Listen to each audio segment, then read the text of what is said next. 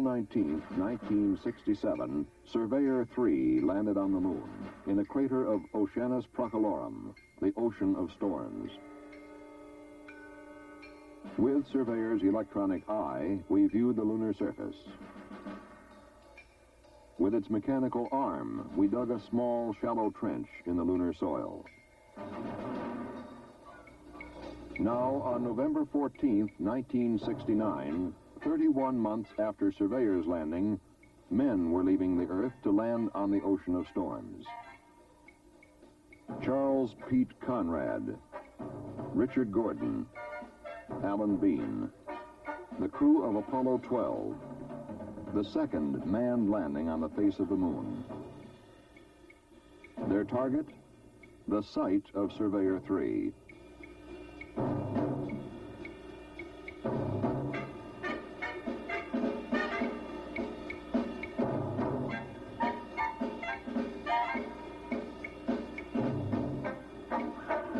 Ignition sequence start. 6, 5, 4, 3, 2, 1, 0. All engines running. Commit. Liftoff. Apollo 12 lifted off in the driving rain. Pete Conrad reports that your program is in. Tower clear. Engine roll program, and this baby is really going. 36 seconds later, lightning struck the spacecraft. I don't know what happened here. We had everything in the world drop out. I'm not sure if you get hit by lightning. Fuel cell lights and AC bus light. Fuel cell disconnect. AC bus overload 1 and 2. Main bus A and B out.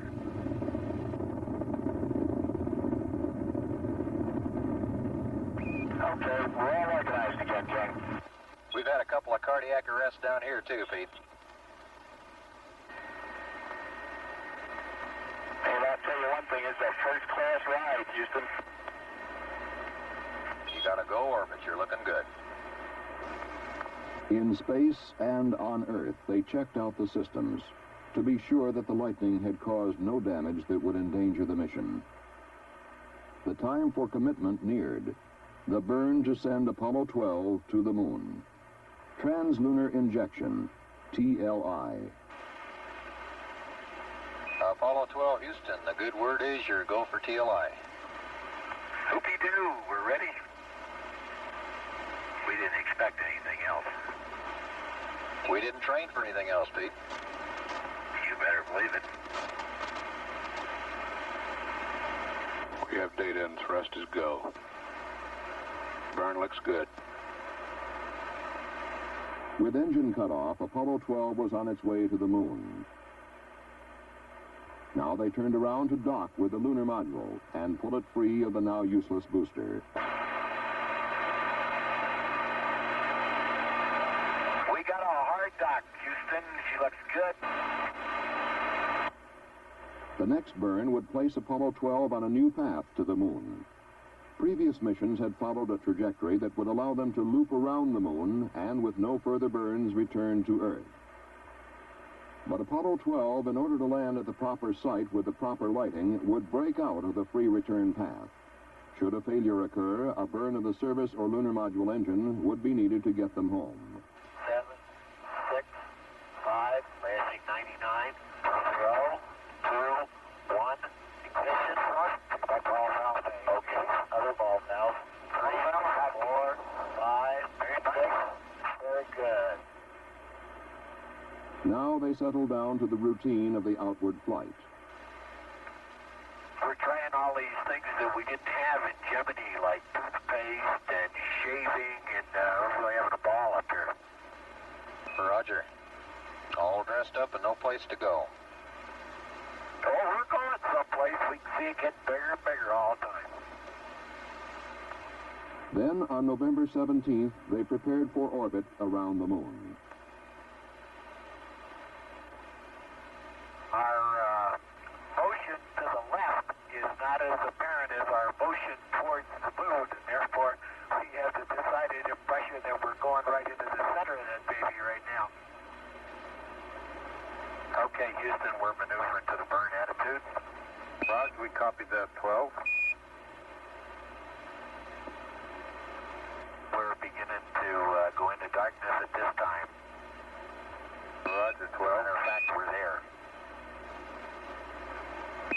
12, Houston, you're go for LOI. Roger, Houston, go for LOI. Burn checklist is complete to -6 minutes, and we're holding at that point. LOI, Lunar Orbit Insertion. The burn of the spacecraft rocket engine that would place Apollo 12 into orbit around the moon. With this burn occurring behind the moon, there would be no communications with the spacecraft until it came over the lunar horizon. The command module, Yankee Clipper, the lunar module, Intrepid. Apollo 12, Houston. Hello, Houston. Yankee Clipper with Intrepid in tow has arrived on time.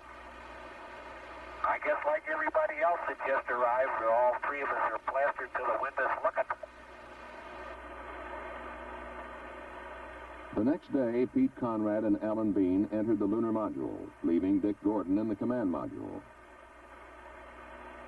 Now the Intrepid and Yankee Clipper undocked and separated, preparatory to Intrepid's descent and landing on the moon. Okay, here you go again. Maybe.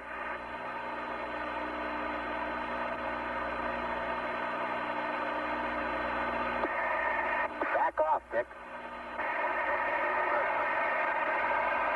There he goes. Hey, Houston, the sim running pretty smooth today. Affirmative, Pete. As with the orbit insertion burn, the burn to begin descent was made behind the moon. Mission Control again contacted Intrepid as it came over the horizon. Intrepid, Houston, how do you read? Hello, Houston Intrepid. Roger, we read you loud and clear. We had a great DOI burn. And we just watched the first Earthrise, which was fantastic. The Surveyor 3 target was located in the middle of 5 craters arranged like a snowman. The upper crater, called Head Crater, the body, called Surveyor Crater. Surveyor 3 is located in this crater. The object, to land as close as possible to Surveyor Crater. Then at 50,000 feet, Intrepid's engine fired and began the landing sequence. Okay, we're out of 19,000 feet. I got some kind of a horizon out there. I got some craters too, but I don't know where I am yet. Okay. And a buy for P64. Okay. I'm trying to cheat and look out there. I think I see my crater. Hey, baby. I'm not sure. Coming through 7. Look at P64, Pete. P64. Hey, there it is.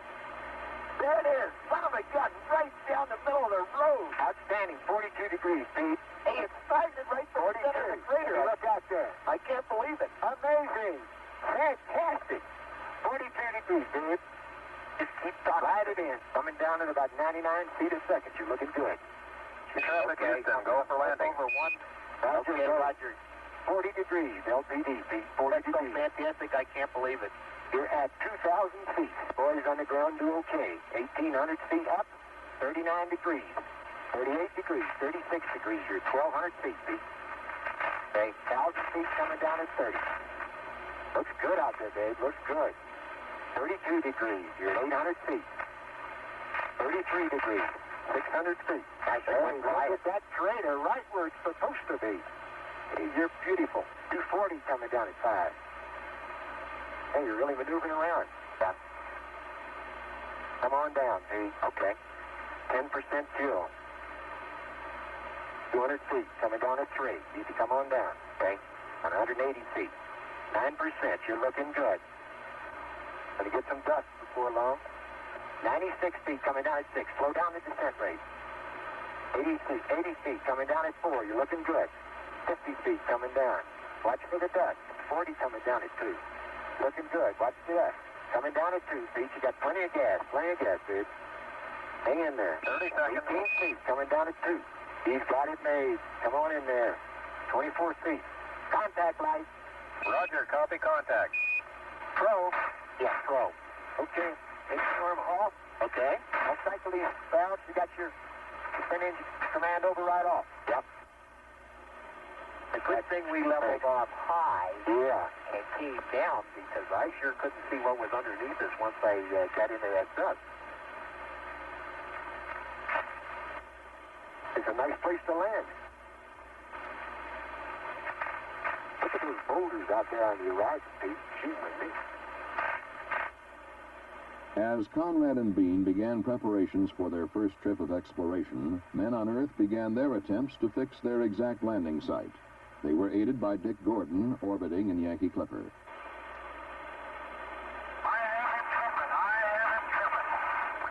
Well done, Clipper.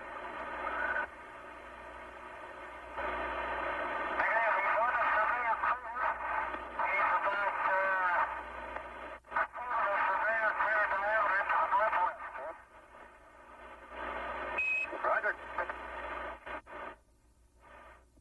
Gordon using the 28-power sextant for these sightings.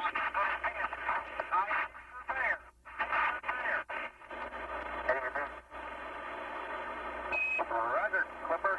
Good eyeball. Well done. A major goal of Apollo 12 had been accomplished. For before men can engage in meaningful lunar exploration, they must be able to select a precise site and get there. But now it was time to exit the Intrepid and begin the exploration and experiments. Conrad climbed out first.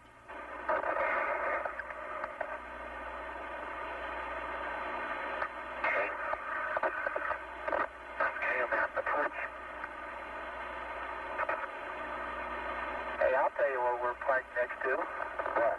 We're about 25 feet in front of the surveyor crater. That's good. That's where we want it to be. I bet you when I get down to the bottom of the ladder, I can see the surveyor. Okay. Down to the pit. Man, that may have been a small one for Neil, but that's a long one for me. Oh, you'll never believe it. That's what I see sitting on the side of the crater. The old surveyor, huh? The old surveyor, yes, sir. Does that look neat? It can't be any further than 600 feet from here. How about that? Now, Pete Conrad collected a preliminary geological sample. I have the decided impression I don't want to move too rapidly. But I can walk quite well. Seems a little weird, I'll tell you. Don't think you're going to steam around here quite as fast as you thought you were. Hey, Al, you can work out here all day. Just take your time. Dum-de-dum-dum-dum. Dum-de-dum-dum-dum. Now, Al Bean left Intrepid to join Conrad on the surface of the moon. Good shape. Here, I'll pull the hatch closed here. Okay. Don't lock it.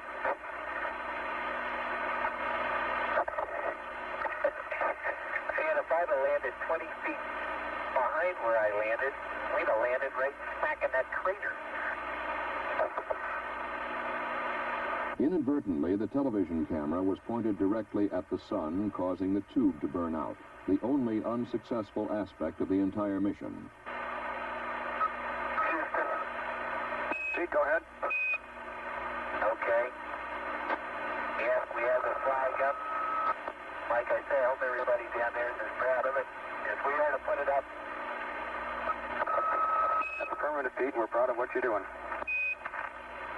They prepared an experiments package to be left on the moon, an automated scientific station called ALSEP that would send information to Earth for a year, powered by a nuclear electric generator. Okay. And we'll offload the ALSEP again. Nope. We ought to be able to move out with this thing. They moved to the site selected to set up the station. Hey, there's another one of those mounds over there. Where? Hey, you're right. What do you suppose they are? I don't know. It looks like a small volcano. They put together the experiment station. How far do you estimate we're from the lamp? 600 feet? 700 feet? ALSEP, an acronym for Apollo Lunar Surface Experiments Package. Piece by piece, they assemble the station. Okay. I got the solar wind deployed here. The solar wind experiment, to measure atomic particles thrown off by the sun as they strike the moon. A device to measure the moon's tenuous atmosphere. A magnetometer to measure the lunar magnetic field, which would later be found to be 10 to 20 times stronger than many scientists had expected. A seismometer to measure physical properties of the crust and interior. And the data station to collect the experimental measurements and transmit them to Earth. With ALSEP deployed, Conrad and Bean began collecting geological samples. There's the rock. Look at that. Look at the dirt. They gotta have that. They drove a core tube into the surface to collect soil from various depths. Okay, I'm core tubing it right now. Still. Auger it a bit and pound it. But now it's full length. We show you're 3 hours and 7 minutes into it, into the EVA. And we'd like you back to the LEM to start the closeout in 10 minutes. That's at 3 + 1 7. Had to smoke to get back to that LEM. We're a long way.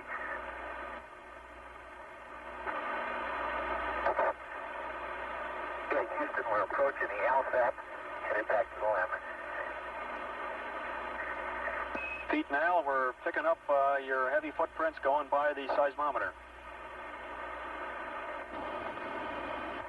Okay, and then we ought to dust each other off. Man, we are filthy. Okay, coming up the ladder. Gosh, you're shaking the whole room. Sorry about that. Yankee Clipper, Houston. Oh, yeah, Clipper here. Clipper, you were sort of a forgotten man for a little while. We're all eyes are on you now. We're with you. As Dick Gordon circled the moon, Pete Conrad and Al Bean rested for their next expedition. Their total time on the lunar surface had been just under 4 hours. 12.5 hours later, they went out again. Whoops, wrong step. Okay, Houston. Roger. Copy, Pete. Before they began their geological expedition to the surrounding craters and to Surveyor, they worked around the lunar module, getting ready the tools and containers they would need. We're putting the parts bag on Pete right now. Houston. Roger, we copy that. I wonder what happened since yesterday. I don't know. I think everybody learns a little. Okay. As Bean readied the equipment, Conrad went out to the ALSEP station to check an instrument about which the Earth-based scientists had shown some concern. I'll loop off to the ALSEP and check the side. I'll meet you at point 1 at head crater. Houston, Pete's on his way to the ALSEP. After Conrad checked the ALSEP experiments, they began the geological traverse, during which they would cover about a mile and take samples from 6 craters. You're going to get a big surprise when you look into this head crater, Al. It's a heck of a lot deeper than it looks, eh? There you go. That's a good rock. Hey, look at the pips in it, too. That's just going to be a good rock, Houston. Okay, Houston, I'm coming up on Bench Crater right now. Well, there's some big fragments out pictures. What a fantastic sight. Al, look at the bottom of that crater. Here's some good rock samples right here. Come on. Well, we stop here and look at the chart a little bit. We're close.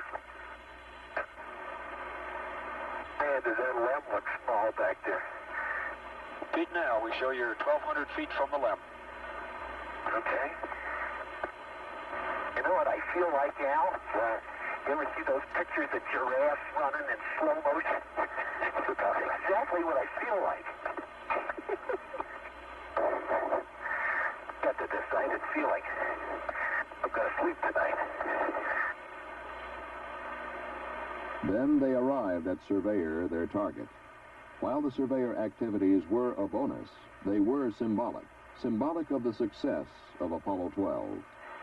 Yeah, we're just going to move to the area. Now look, you can see which way it came in. See the way this view pits dug in over there? Dug up dirt, you're still sitting there.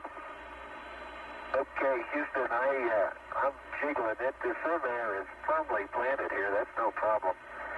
Okay, Al, we're ready to start getting a TV camera. Okay. All right, you see that material disintegrate. Hey, that's easy. Okay, 2 more tubes on that TV camera and that baby's ours. Done. There you go. In the bag. Yeah, I gotta zip it up. Good show. How about let me cut this scoop off? Sure. Didn't think you were gonna leave without a scoop, did you? Okay, let's head for Blackie Crater. So they left Surveyor, and after a stop at the crater called Block, they were back at the lunar module, collecting the solar wind experiment, stowing the rock boxes. It's really ridiculous. I got dust all over the rock box, and I'm trying to blow it off. Bean re-entered the lunar module first. Conrad, using a transfer apparatus similar to a clothesline reel, sent the samples up to him. Then, Conrad, too, left the lunar surface. Okay. Houston, if you can mark me off the lunar surface. Roger, we got that, Pete, at 3 hours and 50 minutes into the EVA. Yeah, yep, the ladder right go. Hi-ho. But there was no time to rest. The lunar module had to be prepared for liftoff from the moon and rendezvous with Yankee Clipper. Looking good, Pete. 3, 2, 1, lift off. And away we go. Did it fire? Going? These things, baby. We're on our way. And in 1 minute, all right, 20 feet. Okay.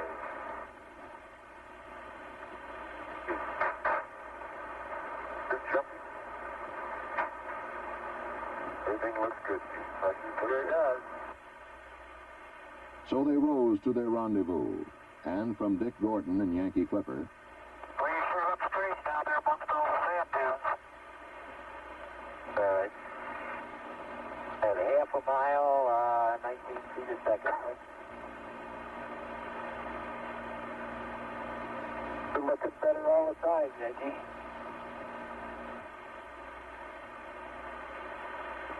Okay, I'm down to 3 feet a second. Intrepid now station keeping with the Yankee Clipper. the two vehicles moved together for docking.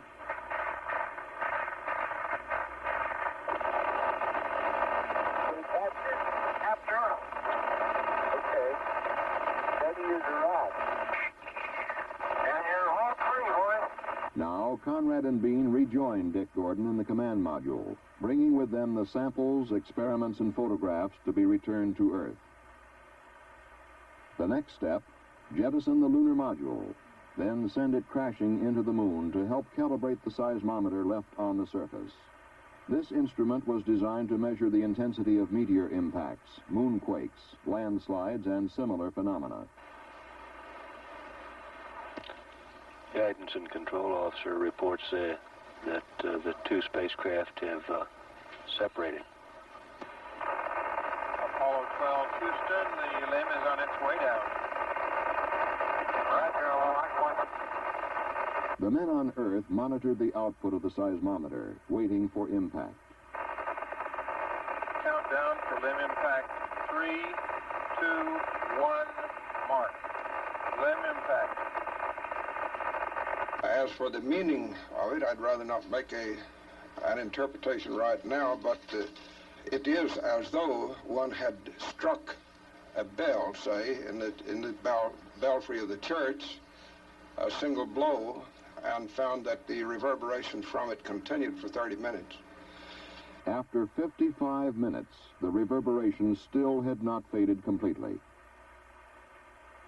Apollo 12 continued its orbits of the moon, gathering photography for scientific study, including the Fra Mauro area, the landing site for Apollo 13. And then it was time to head back to Earth. Roger, roger. Bye-bye. See you on the other side. Have fun. The burn to send them home would take place behind the moon. On Earth, we waited for Apollo 12 once more. Apollo 12, Houston. Hello, Houston. Apollo 12, en route home. Shortly before re-entry, the crew of Apollo 12 watched the Earth move to blot out the sun. Well, we're getting a spectacular view of that heat cliff. We're using the sun filter from the GNN optics looking through it, and it's unbelievable. Then Apollo 12 hit the atmosphere of Earth at 25,000 miles an hour. It's right on the money. Guys, we concur, Pete.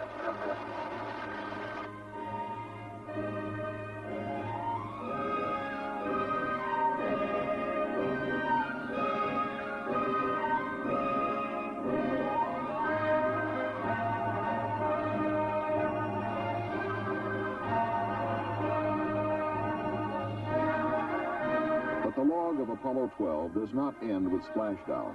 It only begins.